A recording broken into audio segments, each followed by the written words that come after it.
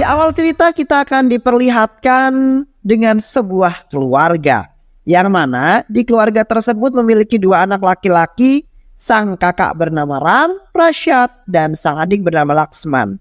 Namun si Laksman ini tidak mau dipanggil dengan nama aslinya, dia selalu ingin dipanggil dengan nama Laki. Sang kakak Ram Prasad merupakan anak yang baik dan juga berprestasi. Berbanding terbalik dengan adiknya si Laki yang justru malah jadi seorang berandalan yang sangat nakal. Dan biasa-biasa aja, dan sering sekali terlibat perkelahian. Setiap kali si Laki pulang, pasti ia dalam kondisi babak buyut. Sedangkan Ram Prasad itu selalu membanggakan kedua orang tuanya karena prestasi yang ia raih. Kedua saudara ini walaupun selalu berkelahi, tapi tetap saja mereka adalah saudara satu darah, satu ibu, dan satu bapak. Kondisi mereka tidak berubah sama sekali, tetap sama meski mereka sudah beranjak, sudah dewasa. Ram Prasad yang memang sudah pintar dari kecil, menjadi seorang inspektur polisi yang jujur dan juga berdedikasi tinggi, berkomitmen tinggi, berloyalitas tinggi untuk negaranya. Sedangkan Laki justru malah menjadi jamet di kotanya. Namun Laki ini bukan sembarangan preman. Dia adalah preman yang baik dan tidak barbar. Bahkan ia juga berperilaku baik kepada setiap orang.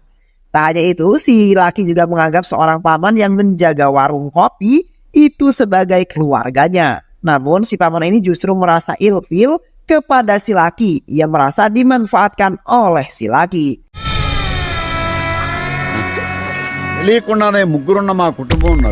Di sisi lain kita akan diperlihatkan dengan seorang om-om bernama si Faredi dan anak buahnya yang sedang menahan pasukan polisi di bawah todongan senjata miliknya. Dia memaksa petugas polisi yang bernama Rajib untuk membunuh komandannya sendiri yang bernama Samir untuk menyelamatkan nyawa petugas lainnya. Si Faredi memberikan tembakan yang mengejutkan dan menyebabkan si Rajib ini rewas atau kaget hingga ia tak sengaja menembak Samir hingga tewas. Saat di pemakaman si Samir, saat itu ada seorang lelaki sepuh yang mengatakan kepada Rajib, walau Samir telah meninggal namun perjuangannya akan tetap hidup dan akan menumpas segala kejahatan yang ada di daerah tersebut. Sementara itu Laki pergi ke sebuah mall. Saat itu ia terjebak dalam sebuah lift, yang mana di dalam lift itu juga ada seorang wanita yang cantik bernama Sepandana. Di sana Laki menjerit histeris karena ketika berada di lift, karena liftnya rusak. Namun si Sepandana ini tetap kalem dan stay cool aja. Padahal sebenarnya di dalam hatinya dia lebih menjerit lebih keras daripada si Laki. Singkat cerita, Ram Prasad yang baru saja pulang dari kantornya mendapati sang adiknya sedang bersenang-senang dengan temannya. Mereka semua minum minuman tuak. Laki memanas-manasi kakaknya. Ia mengatakan bahwa kakaknya ini cemen dan gak punya teman. Bahkan kehidupannya itu sangat membosankan sebagai seorang polisi. Ram yang mendengar hal itu membuatnya terpancing oleh ocehan adiknya. Akhirnya ia pun kemudian memanggil bawahannya dan mengajak mereka semua untuk pesta tuak di rumahnya. Saat itu muncullah ide jahil dari sang adik. Si Laki ini sengaja memanggil teman-teman wanitanya dan mengajaknya pesta di rumah. Saat itu Ram Prasad dan kawan-kawannya yang mabok akhirnya tak dapat menahan hawa nafsunya. Mereka semua tergiur dan ikut berjoget bersama wanita-wanita seksoi itu. Lalu si Laki menelpon atasan Ram Prasad. Saat itu juga atasannya pun datang dan memarahi Ram Prasad. Ia mengatakan bahwa untuk apa ini semua? Kalian mempermalukan kepolisian.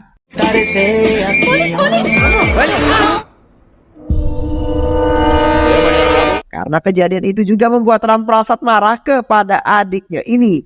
Ia mengatakan bahwa Laki telah kelewatan dan mempermalukannya dan ia akan balas dendam. Keesokan harinya, Laki yang berada di sebuah bank bertemu lagi dengan Sepandana. Namun saat sedang bertransaksi ada perampok yang datang ke dalam bank tersebut. Saat perampok itu melihat Sepandana, ia bingung karena Sepandana sama sekali tidak ketakutan. Sepandana memberikan sikap watados atau wajah tanpa dosa. Kejadian itu malah membuat perampok tidak fokus, dia hanya memperhatikan Sepandana. Sampai polisi datang dan akhirnya perampok itu pun ditangkap. Laki yang melihat kejadian ia pun mulai bertanya terkait keluarga dari Sepandana. Sepandana berkata bahwa ia adalah anak dari Bem Prakes, yaitu seorang pengusaha kaya raya di daerah tersebut. Dan semenjak kejadian itu Laki mulai sering bertemu dengan Sepandana. Dan dari situ mulailah tumbuh benih-benih cinta di antara mereka. Di sisi lain, para menteri di sana sedang melakukan meeting. Mereka membahas tentang si Faredi, seorang mafia jahat, agar beliau tidak boleh ikut dalam pemilihan. Saat itu orang yang dibicarakan pun datang. Si Faredi ini datang membawa makanan untuk semua para menteri di sana. Saat salah satu menteri yang menolak untuk mengikut sertakannya, ia menjaili mulut menteri itu dengan sebuah risol hingga penuh. Menteri itu akhirnya menyetujui kalau si Faredi boleh ikut dalam pemilihan. Setelah itu, si Faredi pergi dari kantor kementerian itu. Dia mendapati bahwa ada salah satu seorang yang protes bahwa si Faredi tidak boleh ikut pemilihan, di mana itu adalah ayahnya dari Ramprasad. Waktu itu anak buah dari si Faredi ingin menghajar ayahnya si Ramprasad. Namun Ramprasad yang ada di sana malah balik menghajar anak buah si Faredi. Si Faredi yang marah ingin menyerang Ramprasad, namun ia ditahan oleh anak buahnya karena di sana banyak media yang melihat. Sehingga si Faredi pun memilih untuk pergi. Suatu ketika Laki sedang ngopi bareng dengan Sepandana di kedai pamannya. Itu anak dari pamannya itu tertabrak bajai ketika sedang melintas. Tak ada cara lain, akhirnya ia memerintahkan mobil yang lewat. Ternyata di dalamnya ada menteri dalam negeri yang bernama Govardan. Akhirnya Kitu dibawa ke rumah sakit dengan mobil itu. Govardan mengangkat Kitu ke keranjang rumah sakitnya. Dan saat itu banyak media yang melihat apa yang dilakukan oleh menteri itu.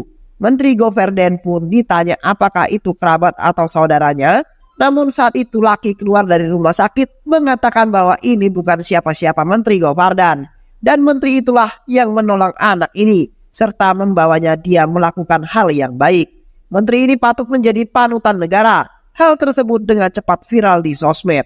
Bahkan masyarakat menyanjung Menteri Govardan. Karena kejadian ini, hal itu membuat Menteri Govardan sangat berterima kasih kepada Laki. Karena membuat dirinya terkenal. Laki kemudian membiayai semua biaya rumah sakit Kitu. Ayah Kitu alias si paman ini yang menganggap Laki hanya memanfaatkannya, saat itu juga merasa bahwa dirinya salah menilai Laki. Ia mengucapkan banyak terima kasih kepada Laki. Sepandana akhirnya jujur kepada ayahnya. Ia mengatakan bahwa dirinya jatuh cinta kepada seorang laki-laki jamet yang bernama Laki. Ayahnya itu pun langsung menemui Laki yang ada di suatu tempat, namun di sana justru Laki mendapatkan serangan dari orang-orang yang ternyata orang-orang tersebut adalah ayah dari keluarga dari mantan pacarnya. Hal itu kemudian menjadi beban pikiran sendiri untuk ayahnya Sepandana. Sesaat kemudian Laki mendatangi rumah Sepandana, ternyata di sana ayah Sepandana itu malah marah-marah kepada Laki. Karena kakak dari Laki alias si Ramprasad ini telah menelpon ayahnya Sepandana. Ia mengatakan bahwa Laki adalah seorang jamet dan berandalan, sehingga Laki tidak pantas dengan Sepandana. Laki pun pulang, ia marah-marah kepada kakaknya. Laki mengatakan apakah ini adalah sebuah kecemburuan bahwa Ramprasad tidak bisa mendapatkan seorang wanita, sehingga ia membalas dendam pada adiknya. Ramprasad mengatakan bahwa itu adalah balasan atas apa yang ia lakukan sebelum kepadanya. Akhirnya mereka berdua baku hantam di rumah. Ayahnya mencoba memisahkan mereka, namun tak ada gunanya. Hingga ibu Laki pun turut tangan dan menampar Laki. The power of emak-emak. Pada saat itu Laki pun pergi serta berpikir akan membalas dendam kepada kakaknya karena telah membuat ia ditampar oleh ibunya. Suatu hari Ramprasad diberikan sebuah bukti yang akan membawa si Faredi ke penjara. Semua barang bukti itu diserahkan kepada Ramprasad. Saat Ramprasad pergi, salah seorang menteri ini menelpon si Faredi. Ia mengatakan bahwa seorang polisi akan mengungkap kejahatannya. Si Faredi kemudian menelpon anak buahnya untuk membunuh Ramprasad di sebuah jalan dengan menabraknya dengan truk. Saat Ramprasad jalan menuju kantornya, dalam perjalanan ia terjebak macet. Ramprasad keluar dari mobil dan mengatur kemacetan tersebut. Namun tak lama kemudian, Laki dan teman-temannya membawa mobil Ramprasad kabur. Hal itu ia lakukan untuk membalas dendam kepada Ramprasad. Saat melintas jalan yang curam di lereng gunung, Laki mendapat hantaman dari truk Bukan hanya satu namun 3 truk sekaligus yang menyebabkan mobil jeepnya terjungkal ke dalam jurang. Namun beruntungnya Lucky dapat keluar dan lolos dari kecelakaan itu. Mobil yang terpental itu pun hancur dan terbakar bersama dengan barang bukti kejahatan si Faredi. Lucky mendatangi para sopir truk itu dan menanyakan kenapa mereka mau membunuhnya. Mereka mengatakan bahwa mereka mau membunuh Ramprasad. Mendengar hal itu, Lucky marah dan menghajar mereka hingga babak belur. Lucky menanyakan siapa dalang dari semua ini. Akhirnya mereka mengatakan bahwa dalangnya adalah si Faredi. Dengan membawa salah satu truk, Lucky pun kemudian menghampiri si Faredi yang sedang kampanye. Kemudian Lucky menerobos lautan manusia di sana dengan hebatnya. Lucky menarik si Faredi dari mobilnya. Si Faredi dimasukkan ke dalam truk dan dibawa ke pinggir jurang, di mana Lucky akan ditabrak. Di sana si Faredi dihajar habis-habisan hingga keok. Si Faredi kemudian digantung di pohon pinggir jurang itu. Kemudian dia mengancam si Faredi untuk tidak mengganggu hidupnya lagi dan juga hidup keluarganya, apalagi saudaranya Ramprasad. Kemudian ia meninggalkan si Faredi dengan menendang kepala hingga pecah ke pohon. Keesokan harinya, media pun ribut karena kejadian si Faredi yang dihajar oleh orang yang tidak diketahui. Ayah si Faredi ini datang dari kota sebelah. Ia melihat anaknya sudah masuk rumah sakit dengan kondisi yang sangat mengkhawatirkan. Ayah Redi pun mengerahkan anak buahnya untuk mencari Lucky yang mengejar anaknya. Hal itu pun didengar oleh Lucky. Lucky yang mengetahui itu justru malah mendatangi ayahnya si Faredi. Ayahnya pun kaget karena didatangi oleh laki-laki. Ia terheran-heran kenapa orang ini tidak takut sama sekali. Lucky kemudian mengatakan bahwa dirinya telah akan menghajar si Faredi. Lucky yang mengajak ayahnya si Faredi ini mengobrol dan menceritakan semuanya dari awal. Ia menceritakan bahwa semuanya berawal dari permusuhan si Faredi dengan Ramprasad.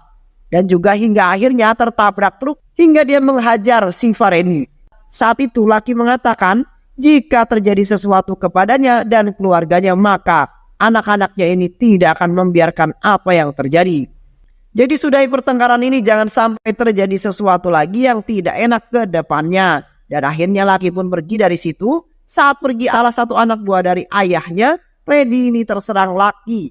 Namun kepala anak buahnya ini pun dipukul dengan kipas angin hingga keok. Dan akhirnya Lucky pun pergi dari situ. Setelah sembuh dari hajarannya Lucky, si Faredi pun terpilih menjadi ketua menteri. Dia sangat senang dan sangat bangga saat itu. Dan si Faredi kemudian memanfaatkan hal itu untuk balas dendam kepada keluarga Lucky. Pertama, ia menyewa seorang gadis yang mana gadis ini ditampilkan di acara televisi. Gadis ini mengatakan bahwa suaminya telah dibunuh, bahkan dirinya dianggap selingkuh. Ketika melaporkan kepada polisi, justru polisi ini malah meminta jatah kepadanya untuk melayani polisi ini. Wanita ini membeberkan nama polisi, membuat publik menyudutkan Ramprasad. Bahkan semua hal menjadi salah di mata masyarakat terkait Keluarga Ramprasad juga difitnah oleh si Faredi. Itu dibangun di atas tanah yang ilegal dan tanah itu milik negara. Ramprasad kemudian diberitahu bahwa Lucky yang mencuri mobil jeepnya. Lucky kemudian mengaku itu adalah kesalahannya. Tapi ia mengatakan bahwa Ram akan terbunuh jika Lucky tidak bisa mencuri jeep tersebut. Ram menjawab Lucky tidak berusaha untuk menyelamatkan hidupnya. Dan ia menendang Lucky keluar dari keluarga. Lucky pun diculik oleh si Faredi. Ia secara brutal dipukuli dan ditinggalkan tergantung di pohon yang sama pernah ia lakukan kepada si Faredi. Waktu itu saat si Faredi mengancam Lucky, namun justru berbalik Lucky yang malah mengancam balik si Faredi dan menyebabkan mereka takut dan pergi. Lucky lolos dan berencana untuk membalas dendam kepada si Faredi dengan bantuan dari Menteri Dalam Negeri, si Govardan yang berhutang kepada Lucky atas jasanya yang membuat Govardan terkenal saat disanjung banyak orang. Lucky membuat sebuah drama untuk membohongi Govardan, di mana ia ditambahkan seolah-olah sekat dan seorang dokter palsu mengklaim bahwa dia hanya memiliki 1 hari untuk hidup. Govardan mengatakan dia akan mengabulkan semua permintaan Lucky. Lucky di situ meminta untuk dilantik sebagai petugas polisi khusus dan diminta Govardan untuk mendoakan dia selama 12 tahun. Sehingga mungkin ada kesempatan untuk bertahan hidup bagi Lucky. Permintaan ini pun dengan senang dikabulkan oleh Govardan. Saat itu juga Govardan mengumpulkan anggota kepolisian khusus di sana. Mereka semua harus mematuhi semua apa yang diminta oleh laki-laki ini. Untuk suatu hari ini saja, Lucky ditugaskan untuk memimpin tim polisi yang sudah jalan. Lagi, kepolisian khusus itu sebenarnya dipimpin oleh Kill Bill Pandey. Saat dalam perjalanan, Ramprasad dan keluarganya ditabrak oleh sebuah mobil bandit. Di sana mereka terpojok dan mobil pun tidak bisa dibuka. Di dalam situ juga ada Spandana. Spandana mendatangi mobil mereka yang tersebut dan membukakan pintu mobil. Tersangkut dan terkunci dari dalam. Preman-preman itu mulai mengincar mobil Ramprasad lagi. Para preman itu melaju ke arah mobil mereka. Tak lama dari situ, laki yang telah menjadi seorang perwira polisi dalam 24 jam datang ke situ dan menyelamatkan keluarganya. Seketika mobil para preman ini pun mengerem mendadak karena ada motor laki yang menghalangi. Preman-preman ini pun terpental dari dalam mobilnya. Kota polisi khusus yang dipimpin oleh Kill Bill Pandey pun datang dan menangkap para preman ini. Kill Bill bukannya membawa mereka tapi malah menembak mereka hingga tewas. Ramprasad yang melihat hal itu langsung marah. Ia merasa bahwa perbuatan itu jahat dan tidak manusiawi. Namun si laki ini justru malah membuat Ramprasad masuk ke dalam sel agar aman dari si Freddy. Laki memerintahkan anggota khusus untuk menangkap Ramprasad dan menjebloskannya ke penjara. Laki kemudian melanjutkan rencananya dengan mentargetkan pabrik-pabrik milik si Freddy dan pura-pura tak tahu kalau itu milik si Freddy. Saat mereka mendatangi pabrik minuman keras si Freddy, laki menelponnya dan berkata kalau pabrik ini bukan miliknya dan akan dimusnahkan. Namun si Freddy berkata kalau itu miliknya. Mendengar hal itu, laki pun mengurungkan niatnya karena mendapatkan telepon dari si Freddy. Selanjutnya akan menggunakan trik yang sama ketika mereka menggerebek pabrik obat-obatan palsu. Saat itu juga laki mendapat telepon dari si Freddy karena pabrik itu juga milik si Freddy. Laki pun meninggalkan pabrik itu dengan tenang. Namun saat di kantor polisi, laki menelpon si Freddy karena mereka telah terus menggerebek pabrik. Laki kemudian meminta daftar pabrik yang dimiliki oleh si Freddy agar laki tidak salah gerebek lagi. Si Freddy pun mengiyakan permintaan laki karena sebelumnya dia tak tahu bahwa itu adalah laki. Kill Bill Pandey pun diperintahkan datang ke tempatnya si Freddy untuk mengambil data pabrik kepemilikan si Freddy. Ia datang dengan style yang gahar dan mengambil daftar itu. Sebelum pergi, Kill Bill menunjukkan kekuatan supernya di hadapan orang-orang yang ada di sekitar situ dengan memukul sebuah mobil hingga bannya copot. Daftar pun telah didapatkan. Laki kemudian memerintahkan untuk menghubungi semua saluran media dan mengatakan ke media apakah mereka mau berita yang trending. Kalau mau berita kalian trending, maka ikuti kami polisi khusus. Operasi dimulai dengan diikuti semua media dan operasi pertama dimulai dengan menggerebek sebuah pabrik minuman keras yang dimiliki oleh si Freddy. Disiarkan ke seluruh saluran televisi dan akhirnya satu pabrik si Freddy dengan resmi ditutup.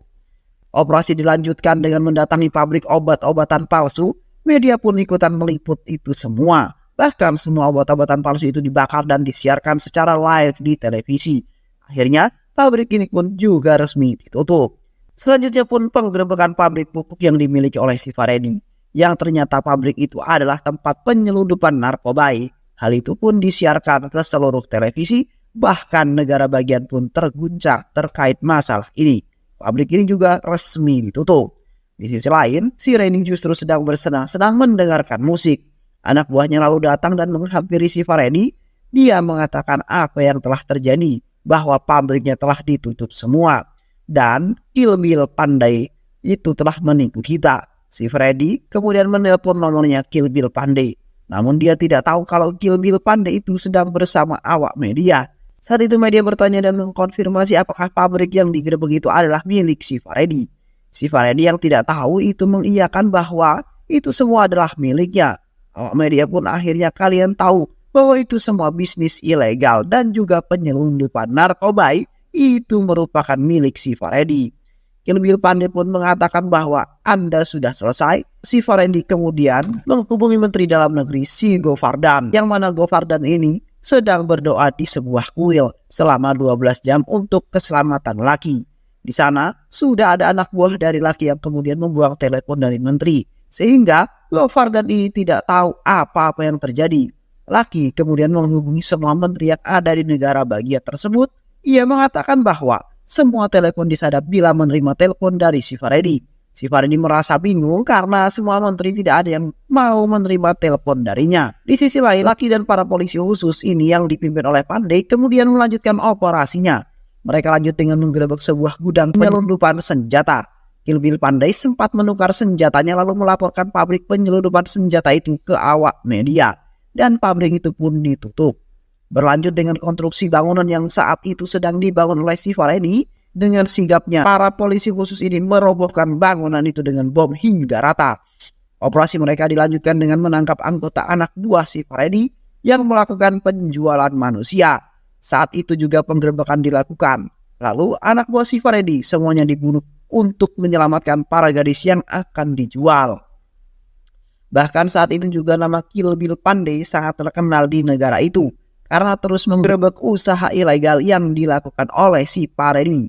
Ajudan Menteri si Faredi, si Hanomaya yang mendukung si Faredi pun tidak luput. Namun sebelum kedatangan polisi khusus, mereka sudah membuang semua bukti. Tapi Kill Bill Pandey ini sangat cerdas. Dia membuat senjata selundupan yang ada di pabrik si Faredi itu dibawa ke kediaman menteri dan menyatakan itu temuan mereka di rumah kediaman si menteri. Sehingga dengan hal itu menteri pendukung si Faredi pun akhirnya dapat ditangkap. Wanita yang waktu itu pernah mengaku di televisi dengan pengakuan yang bohong untuk yang fitnah rampasan pun ditangkap. Wanita itu mengakui bahwa semua ini adalah paksaan yang harus dilakukan karena wanita itu diancam oleh si Faredi. Berita di negara bagian itu pun dipenuhi dengan nama si Faredi. Bahkan menjadi trending topik hari itu. Ayah si Faredi pun ditangkap dan mendapatkan pengamanan ketat karena mendukung kegiatan anaknya. Media pun menyerbu kediaman si Faredi untuk meminta penjelasan darinya. Saat itu si Faredi justru kabur dari rumahnya. Govardan sebagai Menteri Dalam Negeri pun dipanggil oleh CM alias Central Minister. Siapakah yang ditunjuk oleh Govardan? Kenapa bisa membuat kehebohan yang luar biasa seperti saat ini? Govardan mengatakan bahwa dia adalah seorang penderita kanker yang ingin menjadi seorang polisi dan melakukan bakti sosial selama 24 jam. Siam yang kesal memerintahkan Govardan untuk memecat Lucky dan menangkapnya. Namun para polisi yang diminta menangkap Lucky justru melawan Govardan dan tidak mau menuruti perintahnya. Govardan yang tidak berhasil membujuk polisi ini akhirnya mendatangi saudari dari Lucky untuk menghentikan Lucky karena hanya dia yang dapat menghentikannya. Namun justru si Freddy terdiam saat media gempar dengan semua bisnis si Faredi ditutup. Si Faredi pun mulai kabur dari sana dan dia ditangkap oleh Kill Bill Pandey. Si Faredi menanyakan siapakah sebenarnya dalang dari semua ini. Kill Bill hanya mengatakan tanyakan sendiri ke hatimu, maka kamu akan mengetahuinya. Di situ datanglah si Lucky. Si Faredi menghajar Lucky, namun ketika Lucky melawan kondisi pun berbalik. Si Faredi dihajar habis-habisan dan misi Lucky pun selesai. CM marah kepada bawahannya karena hari itu sangat mengguncang negara bagian. Media pun menjadi heboh karena hal tersebut. Bahkan media mengatakan apakah ini semua misi pemerintah untuk menumpas kejahatan. Lucky dan si Faredi pun ditangkap oleh kepolisian. Saat mereka di ruang tahanan mereka didatangi oleh CM. Dan CM marah, ia mengatakan sampai hati, saya harus datang untuk melihat kalian. Si Faredi diminta untuk menghukum adiknya, namun si Freddy malah membela si Lucky dan mengatakan kalau Anda menangkap Lucky dan mengungkapkan ini semua, apa kata masyarakat? Masyarakat sudah percaya pada pemerintah. Bahkan mereka akan memilih pemerintah untuk tahun ke depannya. Akhirnya Menteri Dalam Negeri dan Siam pun berkompromi dengan mereka berempat, termasuk juga Lucky dan Ram Prasad. Mereka sepakat untuk mengatakan bahwa semua ini adalah misi pemerintah untuk membuat nama pemerintah jadi baik di mata masyarakat. Lucky kemudian ditawari untuk menjadi polisi yang sebenarnya. Tapi Lucky menolak. Ia justru malah menawarkan kakaknya saja sebagai seorang polisi. Karena dengan adanya kakaknya pun sebagai polisi yang jujur, negara ini akan menjadi lebih aman. Lucky akhirnya meminta sebuah hadiah visa untuk bisa pergi ke luar negeri. Dan film pun selesai. Pada umumnya, alasan mengapa orang lain membencimu adalah karena mereka menganggapmu sebagai ancaman. Karena mereka membenci diri mereka sendiri atau karena mereka ingin menjadi sepertimu. Hati pembenci tidak pernah damai, pikiran pembenci tidak pernah bersih, dan mata pembenci tidak pernah betul-betul terbejam. Membenci itu melatih dan merusak kehidupan. Jangan membenci ya sahabat. Terima kasih sudah menyimak video-video Loka 21 Revive. Semoga sahabat semua terhibur dan sampai bertemu lagi di video-video berikutnya. Sehat selalu. Wassalamualaikum warahmatullahi wabarakatuh.